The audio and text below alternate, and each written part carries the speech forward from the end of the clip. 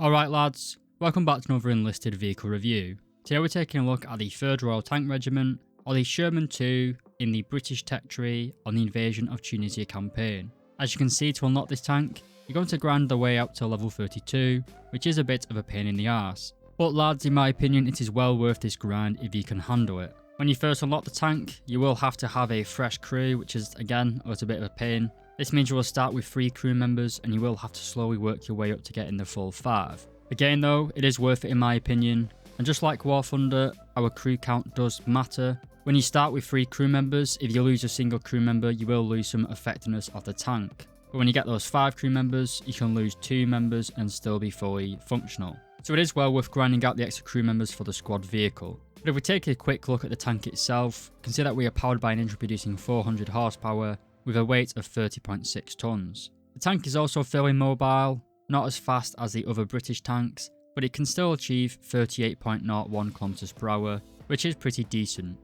Speed isn't really that important though. Certainly in the Tunisia campaign where the maps are more wider open, it's more your survivability that is kind of the more important factor. If we take a look at this cutaway, we can see that the Sherman is quite a large target that is full of juicy, explosive and fleshy people. The Sherman was so tall because of that radial engine, at least the early models. But we do also have 5 crew members, a driver and machine gunner in the hull, and a gunner, loader and commander located in the turret. We also have a good helping of ammunition located all around the turret basket, as well as behind the driver and machine gunner. So a penetrating round here from an anti-tank shell is likely to cause an ammunition detonation, killing you instantly. But the armour of the Sherman is actually pretty decent in my opinion. It's only 50mm thick, but it is sloped pretty well, giving it around 80mm of effective thickness. This armour isn't really going to save you against the Panzer IIIs in the German tree, but they are quite high level and not many people have them. Against all of the early Italian tanks, the Sherman is more than a match for them, and you will be able to basically just lol pen them, and they can't really penetrate you in return. The turret of the Sherman is also pretty good.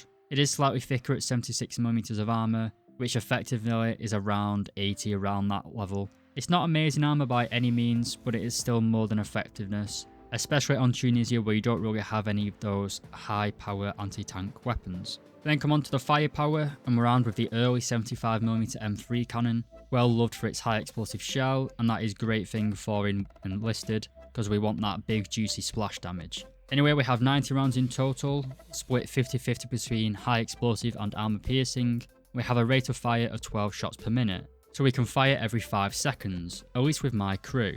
We also have a very good vertical guidance characteristics. With 12 degrees of gun depression, we can use the terrain to our advantage, staying hull down if you can find suitable terrain. The turret traverse is also pretty good, 24 degrees per second. It's a lot faster than a lot of the German vehicles, so you can kind of use this as a flanking and spanking tank. The firepower doesn't stop there though. We also have a coaxially mounted rifle caliber machine gun, as well as a 50 cal mounted on a pinto mount controlled by the commander. This commander's machine gun can only be fired if the commander is located outside the turret, which does significantly increase your firepower, but does obviously leave you vulnerable to return fire. So is it actually worth grinding this vehicle? Well, it's a very high level unlock in the Tunisia campaign, which isn't really that popular. It does have its own dedicated following, but it's not as popular as Normandy, and that's really the only popular campaign at the minute. I would say that it is worth it though. It's probably the most effective tank in the Tunisia campaign at the minute.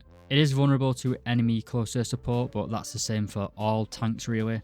It's got by far the best explosive damage in my opinion. The M3 Lee does have a similar type of splash damage, but the M4 Sherman has a rotating turret, which is a massive benefit over the M3 Lee. It also has that 50 cal, which at medium range is amazing.